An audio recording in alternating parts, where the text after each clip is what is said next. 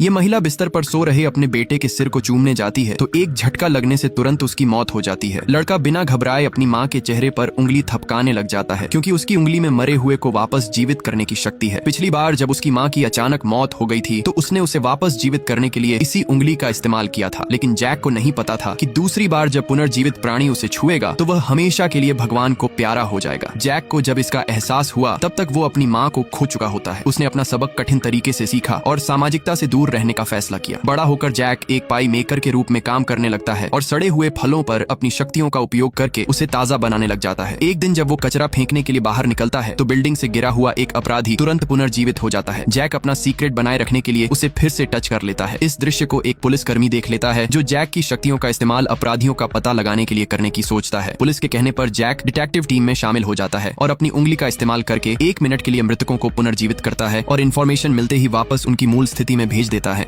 जैसे ही ये आदमी एक मायावी ताबूत के अंदर लेटता है, अचानक उसकी आत्मा शरीर से बाहर निकलकर सड़क पर आ जाती है और वह आदमी पूरी तरह से एक पारदर्शी अदृश्य इंसान बन जाता है। तभी वो एक सुपरमार्केट पर चला आता है और क्लोज होने से पहले ही इसके अंदर चला जाता है। जैक दुकान मालिक को काउंटर पर पैसे गिनते देख काफी ज्यादा खुश हो जाता है। फिर वो उस आदमी के पीछे उसकी तिजोरी तक चला जाता है और कोने में छिपकर तिजोरी के पासकोड को याद रख लेता है। दुकान मालिक पैटर्न लगाने के बाद लौटकर अपने घर जाने लगता है, लेकिन उसे जरा भी अंदाजा नहीं था कि किसी ने उसके कोड को दिमाग में रख लिया है। जैक पासवर्ड याद करने के बाद अपनी आत्मा को सीधा रीसेट कर देता है और अंधेरे का फायदा उठाकर जल्दी से अपने कपड़े बदलकर चुपचाप उस सुपरमार्केट में घुस जाता है। तभी वो तिजोरी खोलने के लिए याद रखे उस पासवर्ड को यूज करता है और अंदर रखे सारे पैसे और साथ में वहाँ पड़ी एक पिस्तौल चोरी कर लेता है। असल में वो ताबूत एक मायावी मशीन होती है जिसका आविष्कार डेविल स्टिंकर नाम के एक वैज्ञानिक ने किया होता है और वो लोगों को सुरक्षित तरीके से मौत का एहसास करा सकती है। यानी कि इसमें लेटने पर कुछ रहस्यमय शक्ति उत्पन्न होती है जो किसी की भी आत्मा को उसके भौतिक शरीर से बाहर ला सकती है और वास्तविक दुनिया में कोई भी चीज उसका कुछ नहीं बिगाड़ सकती। ये बूढ़ी चुड़ैल अचानक एक जवान खूबसूरत लड़की में बदल जाती है और असली महिला बिस्तर के ऊपर बेहोश पड़ी होती है, जबकि चुड़ैल उस चेहरे के साथ राजमहल में घुस जाती है। जाहिर था कि वो एक बहुत बड़ी साजिश रच रही थी, लेकिन आईने में उसका असली चेहरा अभी भी दिखाई दे रहा था, जिस वजह से वो कमरे के सभी आईनों पर पर्दे ढकवा देती है। दुर्भाग्य से एक नौकरानी कपड़ा हटा देती है और चुड़ैल अपना राज खुल जाने के डर से उसकी हत्या कर देती है, क्योंकि उसकी प्लानिंग पूरा महल हथियाने की होती है। जल्द ही राजा महल में एक भव्य समारोह आयोजित करता है और चुड़ैल एक संगीतकार के रूप में मंच पर गाना गाने चली आती है, लेकिन गाना सुनते ही सभी लोग अचानक गहरी नींद में जाने लगते हैं और जादूगर मर्लिन हाथों से अपने कानों को ढक लेता है। चुड़ैल गाने गाना जारी रखती है कि तभी रोशनी अचानक मंद हो जाती है और लोगों पर मकड़ी के मोटे मोटे जाले उगाते हैं। चुड़ैल अपना चाकू निकालती है और राजकुमार आर्थर के ऊपर हमला करने वाली होती है, लेकिन समय रहते जादूगर मर्लिन चुड़ैल के ऊपर झूमर गिरा देता है और लोग धीरे धीरे होश में आने लगते हैं। लेकिन वो चुड़ैल अभी जीवित होती है जो राजकुमार पर एक घातक प्रहार कर देती है। सौभाग्य से मर्लिन समय को एक पल के लिए धीमा कर देता है और समय रहते राजकुमार को दूर धकेल देता है। हालांकि मर्लिन के लिए यह अच्छी बात नहीं थी क्योंकि राजा सभी जादूगरों को मरवा देता था, लेकिन मर्लिन को इसके लिए इनाम दिया जाता है और हमेशा के लिए राजकुमार का अंगरक्षक बना दिया जाता है। अचानक एक सफेद एलियन सीढ़ियों से उतरकर भीड़ में चला आता है और ये भागती हुई महिला अपनी सारी हरकतें रोककर मूर्ति की तरह स्थिर खड़ी रह जाती है। उसके साथी भी जमे हुए होने का नाटक करते हैं जैसे कि समय निषिद्ध हो गया हो। इस समय रेड वाइन पीता हुआ एक जोड़ा, झूले पर झूलता हुआ एक बच्चा और फुटबॉल को किक मारता हुआ खिलाड़ी सभी अपनी जगह पर चिपके हुए होते हैं। सफेद एलियन धीरे धीरे आगे बढ़ता है और एक बच्चे के पास जाकर उसे स्कैन करने लग जाता है, लेकिन सौभाग्य से उसे कोई गड़बड़ महसूस नहीं होती। बाद में वो एक महिला को घूरने लग जाता है और उसे स्कैन करने पर भी उसे कोई गड़बड़ दिखाई नहीं देती, जिसके बाद वो इस लंबे बालों वाले लड़के के पास चला आता है। हालांकि वो उसे स्कैन के बिना ही जाने वाला होता है, लेकिन तभी उस आदमी की आंख के कोने पर मक्खी आकर बैठ जाती है और मजबूरन उसे अपनी पलक झपकानी पड़ती है। इस हल्की सी हरकत को सफेद एलियन द्वारा देख लिया जाता है जो तुरंत उस आदमी की गर्दन पकड़ लेता है और महिला यह देखकर तुरंत अपनी टीम के साथ वहां से भाग निकलती है। दरअसल इस दुनिया में केवल ये जागृत म्यूटेंट ही सचेत होते हैं और वे दुनिया में बचे हुए एकमात्र म्यूटेंट होते हैं।